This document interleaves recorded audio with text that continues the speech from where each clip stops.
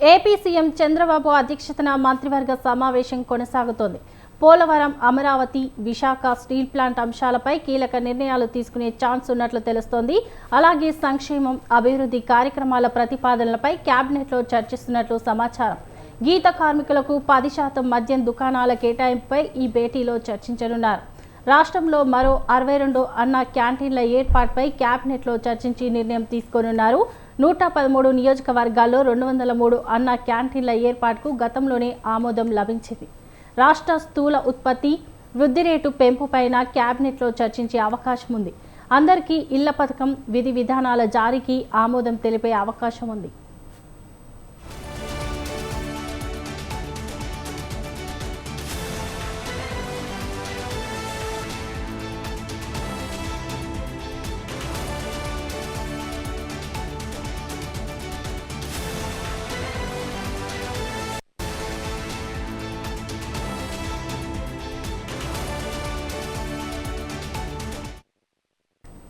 AP CM Chandrababu అధ్యక్షతన మంత్రివర్గం సమావేశం కొనసాగుతోంది. పోలవరం, అమరావతి, విశాఖ స్టీల్ ప్లాంట్ అంశాలపై కీలకమైన నిర్ణయాలు తీసుకునే ఛాన్స్ ఉన్నట్లు తెలుస్తోంది. అలాగే సంక్షేమం, అభివృద్ధి కార్యక్రమాల ప్రతిపాదనలపై కేబినెట్లో చర్చిస్తున్నట్లు సమాచారం. గీత కార్మికులకు 10% మద్యం దుకాణాల కేటాయింపుపై ఈ భేటీలో చర్చించనున్నారు. రాష్ట్రంలో మరో 62 అన్న క్యాంటీన్ల ఏర్పాటుపై కేబినెట్లో చర్చించి నిర్ణయం తీసుకోనున్నారు. 113 నియోజకవర్గాల్లో 203 అన్న క్యాంటీన్ల ఏర్పాటుకు గతంలోనే ఆమోదం లభించింది. రాష్ట్ర స్థూల ఉత్పత్తి, వృద్ధి రేటు పెంపుపైన కేబినెట్లో చర్చించే అవకాశం ఉంది. అందరికీ ఇళ్ల పథకం విధి విధానాల జారీకి ఆమోదం తెలిపే అవకాశం ఉంది.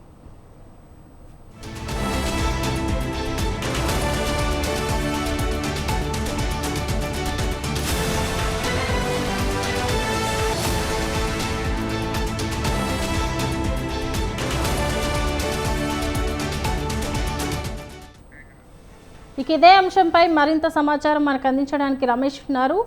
రమేష్, చెప్పండి.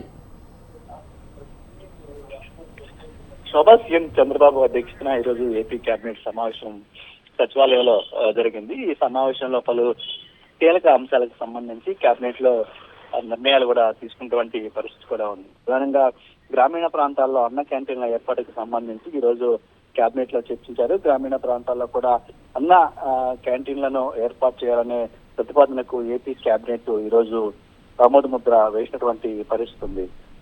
మరోవైపు అదేవిధంగా గ్రామ వార్డు సచివాలయాల్లో రియల్ టైం గవర్నెన్స్ వ్యవస్థ ఏర్పాటుకు సంబంధించి కూడా కేబినెట్ ఆమోద ముద్ర వేసింది. గ్రామ వార్డు సచివాలయ ఉద్యోగులు రేషనలైజేషన్ ప్రతిపాదన కూడా ఏపీ కేబినెట్ ఆమోద ముద్ర వేసింది. ఇక ధాన్యం కొనుగోలు కోసం 700 కోట్ల రూపాయల రుణం తీసుకునేందుకు ఏపీ మార్కెట్ కు ప్రభుత్వం హామీ ఇచ్చే ప్రతిపాదన కూడా ఈ రోజు కేబినెట్ ఆమోద ముద్ర వేసింది. దీంతో పాటు నాగావళి నదిపై గౌతులస్తున్న అదేవిధంగా తోటపల్లి బ్యారేజీ కుడి ఎడమ మినీ హైడల్ ప్రాజెక్టు నిర్మాణ ప్రతిపాదన కూడా ఏపీ కేబినెట్ ఆమోద ముద్ర వేసింది. కడప జిల్లా టీకిదిన్నె మండలంలో AP industrial corridor infra corporation కు కేటాయించినటువంటి 2595 ఎకరాల బదిలీకి స్టాంప్ డ్యూటీ మినహాయింపు పైన కూడా ఏపీ కేబినెట్ లో చర్చ జరిగింది. ఈ అంశానికి కూడా కేబినెట్ ఆమోద ముద్ర వేసింది. దీంతో పాటు పట్టణ ప్రాంతాల్లో అభ్యంతరం లేని ఆక్రమిత స్థలాల క్రమబద్ధీకరణ